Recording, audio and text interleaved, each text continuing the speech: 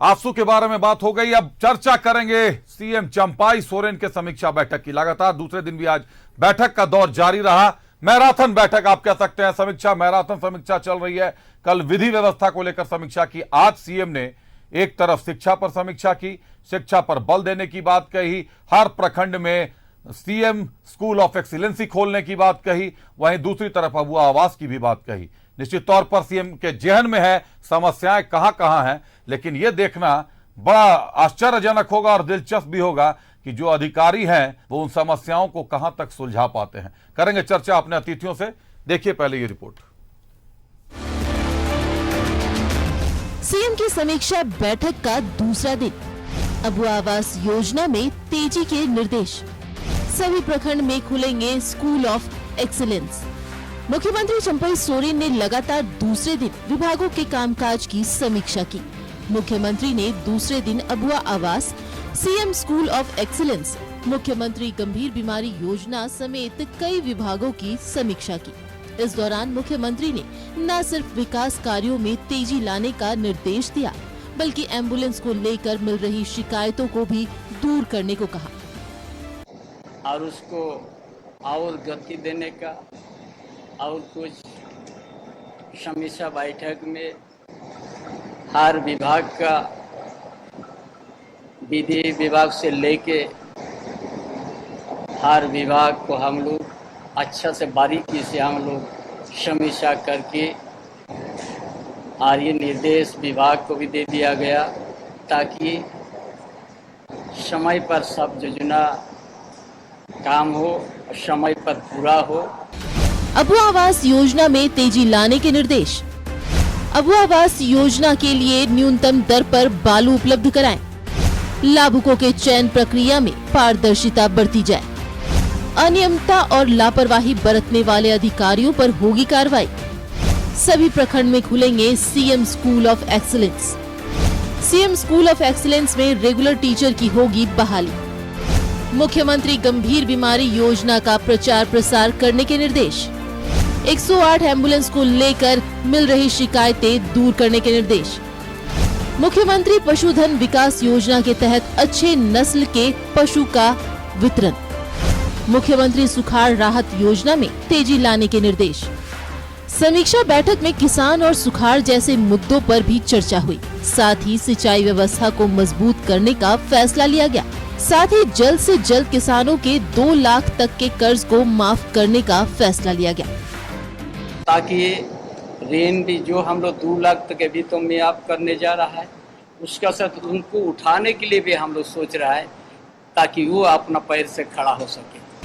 समीक्षा बैठक में मुख्यमंत्री ने जमीन के दाखिल खारिज को तय समय सीमा के भीतर करने का निर्देश दिया।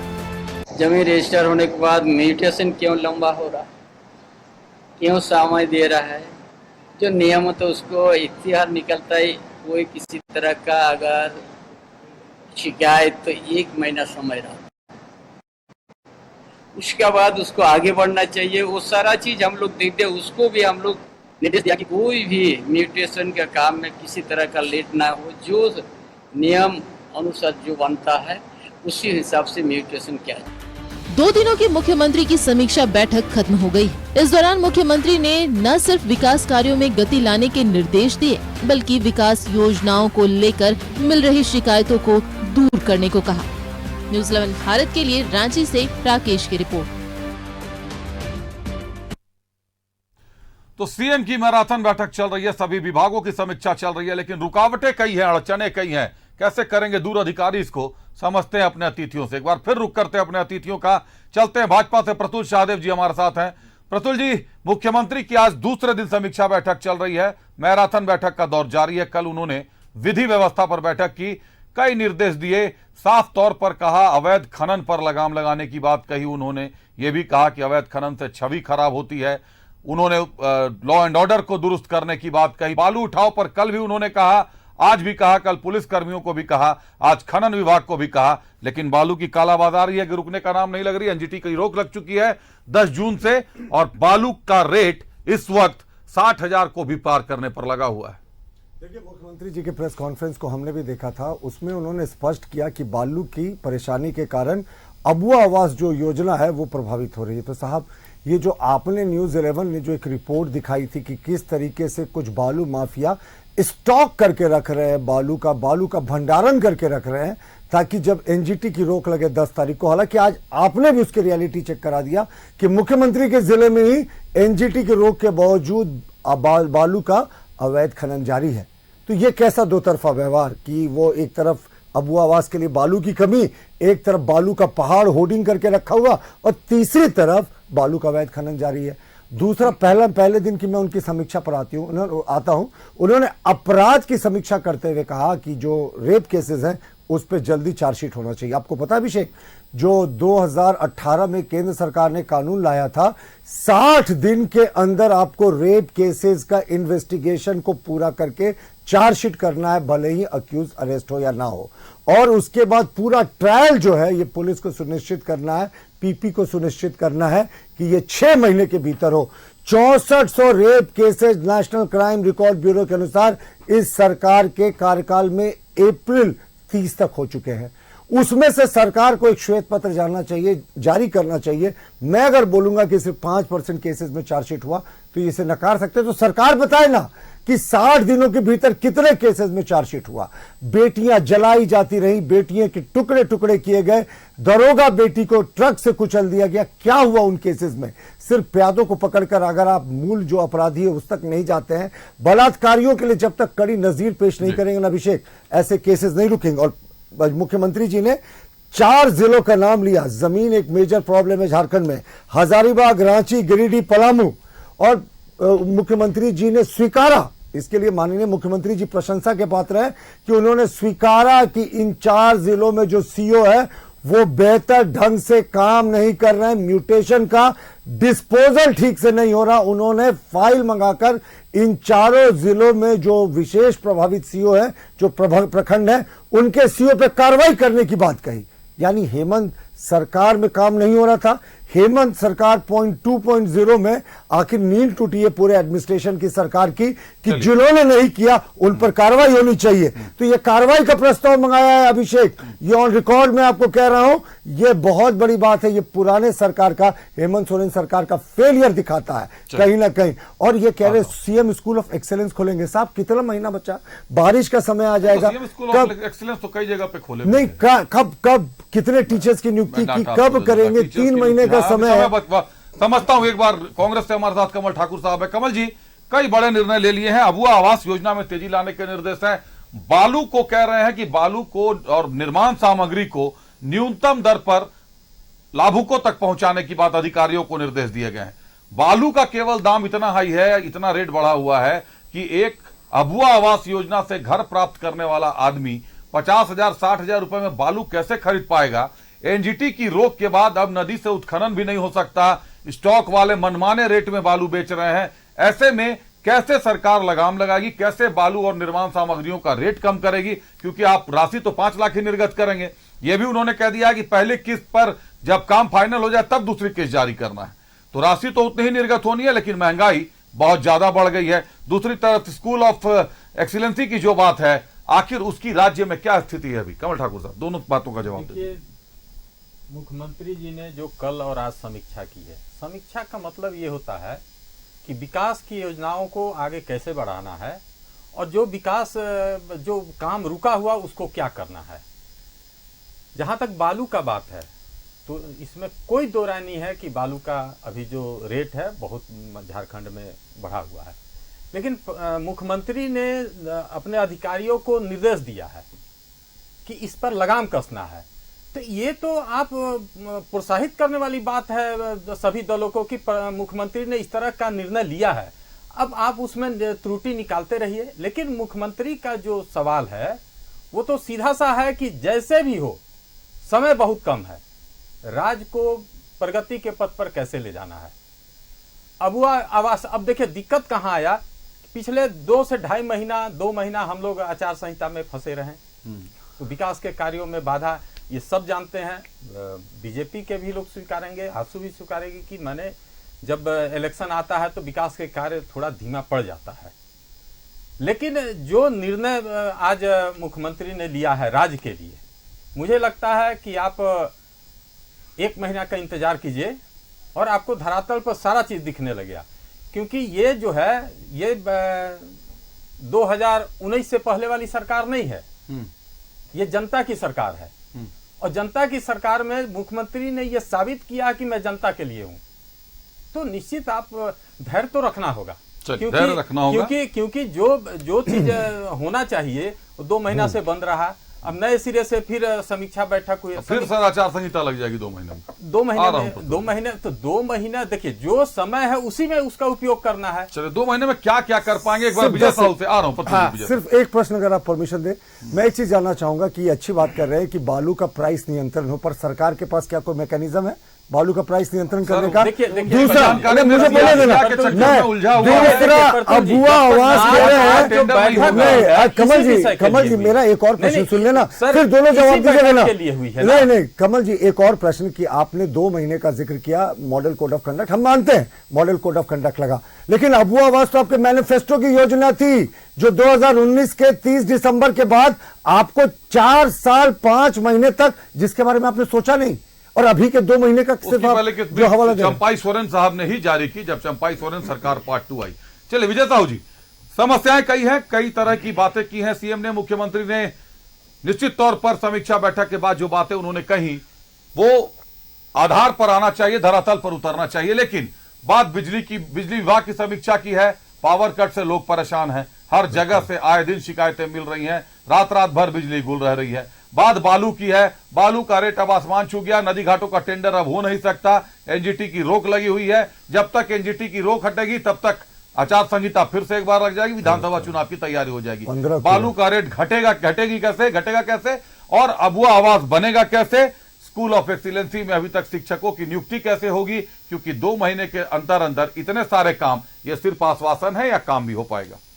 आदरणीय मुख्यमंत्री चंपाई सोरेन जी ने समीक्षा शुरू किया है और आपको देखिए ऊपर बात करने से काम नहीं चलेगा। आप मार्केट में जाके देखिए, जो यहाँ का गरीब मजदूर था, जो बालू बहुत बड़ा फैक्टर है अभिषेक जी, बालू नहीं होने से काम नहीं होगा, इंफ्रास्ट्रक्चर का काम रुका हुआ है। सरकार तो कोई काम कर नहीं रही है, लेकिन आम आवाम जो घर मकान ये वो कुआं बनाना था वो सब कुछ रुका हुआ है। और मैं ग्रामीण प्रवेश से रहता हूँ और अभी भी मैं अपने गांव से आ रहा हूँ, गांव में बालू नहीं होने की वजह से हमको लगता है कि गांव में 400-500 लोग ऐसे हैं जो दिहाड़ी मजदूरी करते थे, उनको काम नहीं मिल रहा है। और काम नहीं मिलने की वजह से सप्ताह में जो उनको पेमेंट मिलता था 3,000-4,000 रुपया मिनिमम वेजेज, वो नहीं मिलने के कारण उनकी तो स्थिति खराब है। यहाँ का इकोनॉमी इनका इकोनॉमी पर असर पड़ रहा है कि बाजार हाट एकदम ठंडा पड़ा हुआ है, लोग त्राहिमाम कर रहे हैं। ऐसा सरकार 4 साल पहले और अभी समीक्षा कर रहे हैं और ये बोल रहे हैं इंतजार करना होगा।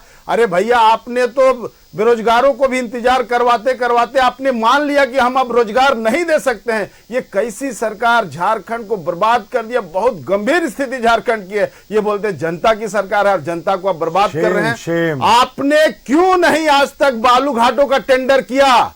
मुख्यमंत्री के अलावा और कहां से कौन आ जाएगा और आपके बालू घाटों का टेंडर करता? आप स्टॉक में देते हैं, उनका भी तो आप व्यवस्था ठीक से नहीं किए हैं। और एनजीटी लग गया, इसमें क्या है, आचार संहिता लग गया, पहले कोरोना था, आपने क्या किया? जनता ने जनता की सरकार बनाई तो आप ही से सवाल होगा। और आजसू पार्टी पूरे तेवर के साथ, क्योंकि आपको मैं बता दूं कि आज पुलिसिया तंत्र भी इतना निरंकुश हो गया है। और 2000 हमारी 18 महीने की सरकार थी जब आदरणीय सुदेश कुमार महतो जी गृह मंत्री राज्य के थे, उस समय लोग जाना कि थाना भी जा सकते हैं, लोग डरता था।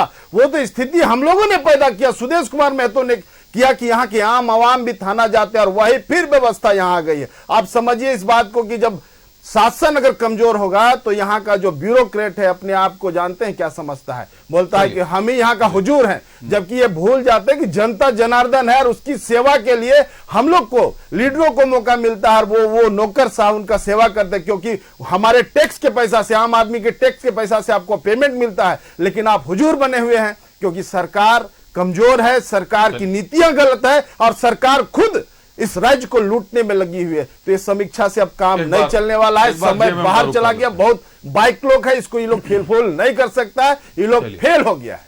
जेएमएम का रुख करते हैं मोहन कर्मकार साहब, मुख्यमंत्री की समीक्षा चल रही है, कई तरह के विजन है, निश्चित तौर पर विजन बहुत अच्छे हैं, बहुत बेहतर हैं, लेकिन धरातल पर कैसे उतरेंगे? बालू का टेंडर पिछले 4-4.5 साल में नहीं हुआ।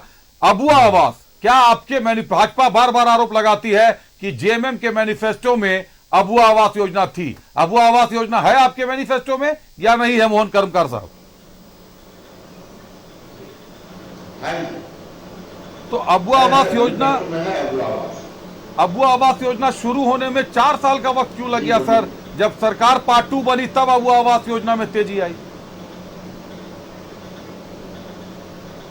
देखिए, कोई भी योजना को बनाने के लिए समय लगता है और योजनाबद्ध तरीके से उसको धरातल पर उतारने के लिए भी कुछ नियम को मानते हुए उसको निकालना पड़ता है। आज जो हम लोग सरकार आपके द्वारा कार्यक्रम जो चला रहे थे चुनाव के पहले, सबसे ज्यादा आपको फॉर्म फिलअप हो रहा था अबुआ आवास पर ही, और अबुआ आवास पर ही सरकार का ज्यादा फोकस भी है। और इसीलिए आप देखे होंगे, चलिए जो माननीय हेमंत सोरेन जी थे और विशेष परिस्थिति में आज सत्ता परिवर्तन हुआ और हमारे वर्तमान मुख्यमंत्री माननीय चंपाई सोरेन जी है, और चंपाई सोरेन जी इन सारी चीजों को एक प्रकार से रफ्तार देने का काम किया था। उसी समय आप देखे होंगे कि विधानसभा चुनाव का घोषणा हो गया जिसमें आचार संहिता लग गया, और आचार संहिता जैसे ही खत्म हुआ तुरंत आप देख रहे हैं कि हर विभाग का समीक्षा बैठक हो रहा, और जहां भी जो कमी है या आपका सुस्ती है उसको किस तरह से एकदम रफ्तार में लाया जाए, जहां भी जो दिक्कत है उस दिक्कत को कैसे दूर करके कैसे इस झारखंड में सारी योजनाओं को धरातल पर उतारा जाए और कैसे लोगों को उसका लाभ मिले, इन तमाम चीजों को एक प्रकार से ध्यान में रखते हुए ये समीक्षा बैठक चल रहा है। और हमको लगता है कि आपको काम दिखाई देगा। समय हमारे पास नहीं है, ये बात भी सही है, लेकिन जो भी कम समय हमारे पास है उन समय सीमा के भीतर हम जितना ज्यादा से ज्यादा बेहतर कर सके, योजना को जितना भी हम धरातल पर उतार सके और लोगों को न्याय दिला सके, ये सरकार का प्रयास है। समय कम है, सरकार का प्रयास है। कमल ठाकुर साहब, जमीन को लेकर शिकायतें लगातार आती रहती हैं। सीएम ने भी कहा, डीजीपी ने भी कहा, हर तरीके से शिकायतें आती रहती है कि जमीन दलालों पर शिकंजा कसी है, रांची पुलिस भी करती है। अब दाखिल खारिज पर भी आज मुख्यमंत्री ने खुद जो टिप्पणी की आपने सुना अभी कि कई जगहों पर दाखिल खारिज की नहीं जा रही, और जमीन एक ऐसा मामला है जिसके चलते राजधानी तो छोड़िए पूरे राज्य की मिट्टी लाल हो रही है, अपराध का ग्राफ बढ़ जाता है। आखिर कब कसिएगा इस पर लगाम? देखिए, समीक्षा में मुख्यमंत्री ने इस बात को उठाया है और दिल से उसको स्वीकार किया है। हम लोग झूठ बोल के निकलने वाले लोग नहीं हैं, जो सच है उसको स्वीकार करते हैं। 4 जिलों में जो परेशानी है उसके लिए मुख्यमंत्री ने अधिकारियों को निर्देश दे दिया है कि इसमें कोई भी त्रुटि पाई जाएगी तो आप पर कार्रवाई होगी। हवा में कोई काम नहीं है। मुख्यमंत्री ने समीक्षा बैठक में यह तो साबित कर दिया, समय का अभाव है, इस बात से कोई इनकार नहीं कर सकता है। पीछे भी इस बात को मान सकते हैं आप, 2 साल तो कोरोना ने ले लिया, 2 साल कोरोना में गया, और अभी आचार संहिता लोकसभा के चुनाव में 2 महीना गया। और पिछला जो सरकार थी हेमंत जी की, उस समय उसको अपदस्थ करने के लिए किस तरह का कोशिश किया गया। राजभवन में चिट्ठी चला गया, उस चिट्ठी को खुलने में 2-4 महीना लगा, नहीं है खुला। आप जब सरकार को काम करने का मौका दीजिएगा तो सरकार काम करेगी। और चंपाई सोरेन ने जो बीड़ा उठाया है, मैं दावे के साथ कहता हूं कि राज्य के सबसे बेस्ट मुख्यमंत्री साबित होंगे। उनका जो तरीका है, राज्य के, आ रहा हूं प्रतुल जी, राज्य के सबसे बेस्ट मुख्यमंत्री साबित होंगे, कांग्रेस का यह दावा है। मुख्यमंत्री कई रहे, ज्यादातर मुख्यमंत्री, कई मुख्यमंत्री को तो जेल भी जाना पड़ गया है। झारखंड एक ऐसा प्रदेश हो गया है जो प्रयोगों की भूमि बन गया है, राजनीतिक प्रयोग की भूमि बन चुका है। रुक करते अपने अतिथियों का, बिना विलंब किए हुए, वक्त की पाबंदी है, आप सभी अतिथियों से आग्रह होगा कम शब्दों में ज्यादा बातें बता दें ताकि दर्शकों तक पहुंच सके, अपने संदेश आप पहुंचा सकें।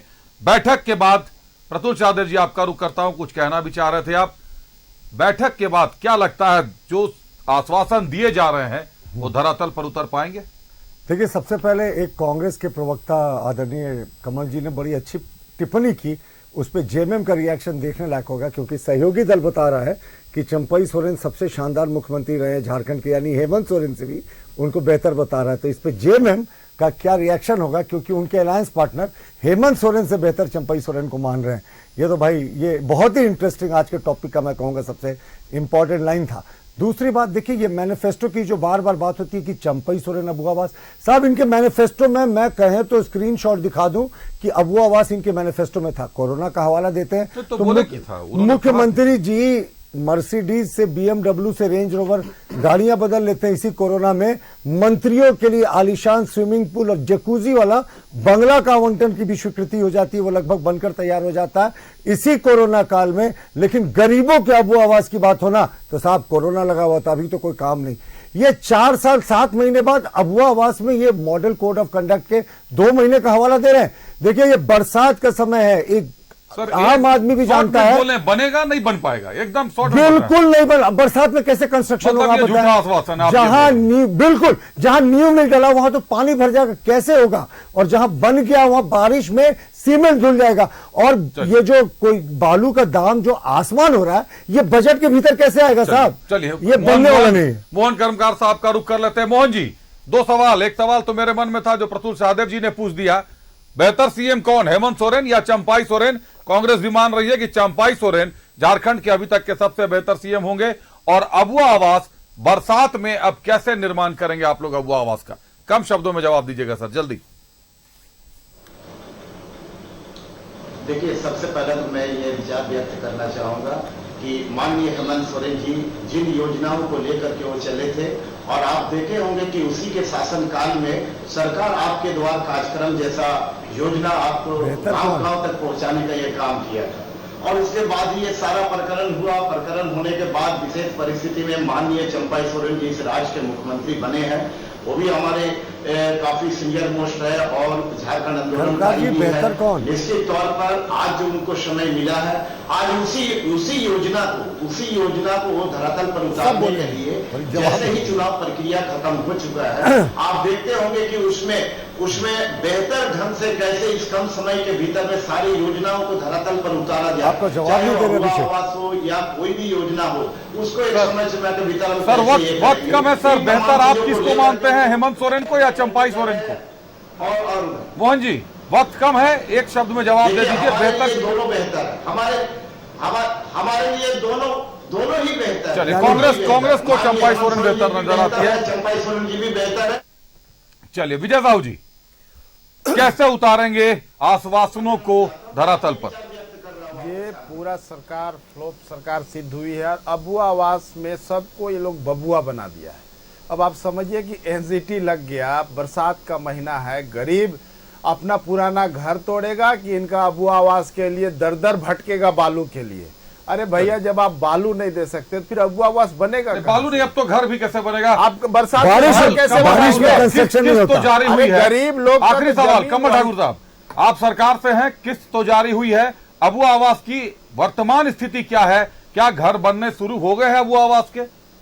देखिए, चंपाई सोरेन ने जो बात बोला है, तो आप एक बात मान लीजिए, अधिकारी पर नकेल कसना ये सरकार जानती है। और उस हिसाब से आप जान लीजिए, अबू आवास योजना में बहुत तेजी आने वाली है। और बरसात, ठीक बात है, बरसात में ऐसा थोड़ी जो है कि काम बंद हो जाता है, एकदम सब विकास का काम बंद हो जाता है, पूरे देश में जो है विकास बंद हो जाता है, ऐसा नहीं होता है। मतलब बरसात में भी काम होगा और धरातल पर आपको दिखेगा। बरसात में भी काम होगा, धरातल पर भी आपको दिखेगा। दर्शक भी हमारे देख रहे हैं, दावों आश्वासनों के साथ यथार्थ का धरातल है। कितनी योजनाएं जमीन पर उतर पाएंगी, इस पर नजर आप भी रखिएगा।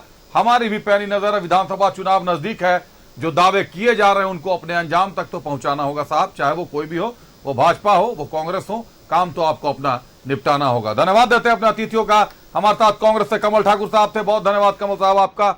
झामुमो से हमारे साथ मोहन कर्मकार जी थे, मोहन कर्मकार जी बहुत धन्यवाद आपका। आसू से विजय साहू जी थे, विजय जी बहुत धन्यवाद आपका। और भाजपा से प्रतुल सहदेव जी थे, प्रतुल जी बहुत धन्यवाद आपका।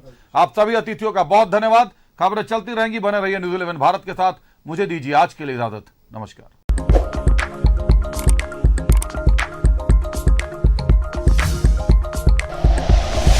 Like and share videos, subscribe करें हमारा चैनल और प्रेस करें बेल आइकॉन। न्यूज़ 11 भारत, सच है तो दिखेगा।